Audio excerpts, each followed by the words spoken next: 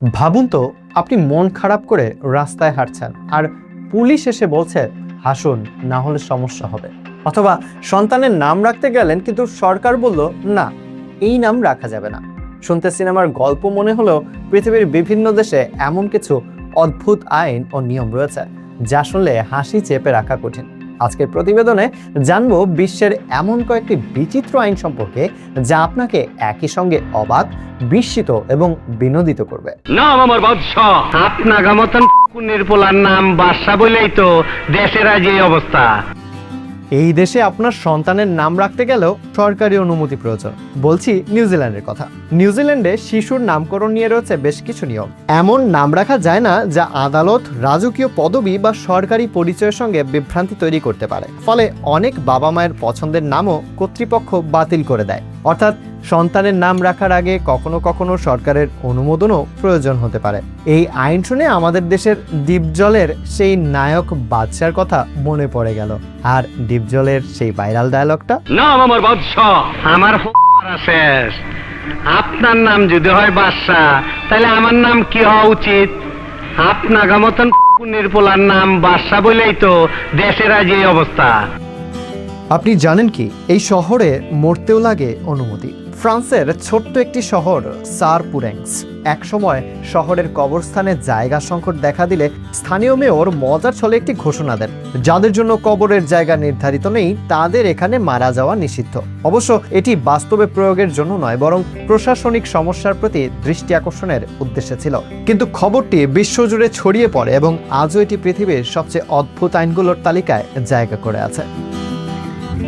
আপনি এখানে মন খারাপ করে থাকতেই পারবেন না।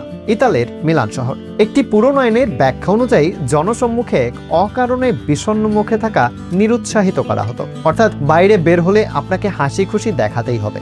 যদিও বর্তমানে এই নিয়ম কার্যত প্রয়োগ করা হয় না, তবুও এটি আজও বিশ্বের অন্যতম আলোচিত অদ্ভুত আইনের আরেকটি। ভাবুন তো, অফিসে বসের বকা খেয়েও এখন আপনাকে হাসি মুখে থাকতে হবে। এই নিয়মটা আসলে পৃথিবীর সব বউদের জন্য বানানো বলে মনে হয়, কারণ এখানে আপনি বউয়ের জন্মদিন ভুললে সরাসরি জেল। বলছি সামোয়া শহর নিয়ে। বহু বছর ধরে একটি মজার গল্প প্রচলিত রয়েছে। গল্পটি হলো, কেউ যদি স্ত্রীর জন্মদিন ভুলে যায় তাহলে তাকে শাস্তি পেতে হতে পারে। বাস্তবে এটি কোনো সরকারি আইন নয়, তবে ইন্টারনেটে এতবার প্রচারিত হয়েছে যে অনেকেই এখনো এটিকে সত্যি বলেই বিশ্বাস করেন। তাই যারা জন্মদিন ভুলে যান তারা নিশ্চিন্তে থাকতে পারেন, অন্তত সামোয়ার এই আইন আপনার জন্য না। আপনি এখানে আপনার ছুটির দিনে গাড়ি ধুতে গেলেও সমস্যা, কারণ সুইজারল্যান্ড পরিচিত তার শৃঙ্খলা আর নিরাপত্তার জন্য। দেশটির অনেক এলাকায় রবিবার অতিরিক্ত শব্দ করাকে নিরুৎসাহিত করা হয়, আর এই কারণেই গাড়ি ধোয়া, ঘাস কাটা কিংবা উচ্চ শব্দে কাজ করার বিষয়েও নানা নিয়ম ও সামাজিক বিধিনিষেধ দেখা যায়। ফলে অনেক পর্যটকের কাছে বিষয়টি বেশ অদ্ভুত মনে হয়। এই শহরে আপনি মাছকে মদ খাওয়ালেও হতে পারে মামলা। যুক্তরাজ্যের প্রাণী কল্যাণ আইন নিয়ে দীর্ঘদিন ধরে একটি মজার আলোচনা প্রচলিত রয়েছে। সেখানে বলা হয়, মাছকে ইচ্ছাকৃতভাবে অ্যালকোহল খাওয়ানো প্রাণীর প্রতি নিষ্ঠুর আচরণ হিসেবে বিবেচিত হতে পারে। শুনতে হাস্যকর লাগলেও এর পেছনের মূল উদ্দেশ্য হলো প্রাণীদের অপ্রয়োজনীয় কষ্ট থেকে রক্ষা করা। কিন্তু প্রশ্ন হলো, মাছকে মদ খাওয়াতে কে যায়? শুনতে যতই হাস্যকর লাগুক, এসব নিয়ম ও আইন কোনো না কোনো সামাজিক, প্রশাসনিক কিংবা ঐতিহাসিক প্রেক্ষাপট থেকেই তৈরি হয়েছে। তবে একটা বিষয় নিশ্চিত, এসব গল্প শোনার পর হয়তো আপনিও ভাবছেন আমাদের আশেপাশের নিয়মগুলো আসলে এতটা খারাপ নয়। পৃথিবীর আরো অদ্ভুত, রহস্যময় এবং অবাক করা তথ্য জানতে চোখ রাখুন নেক্সট নিউজে।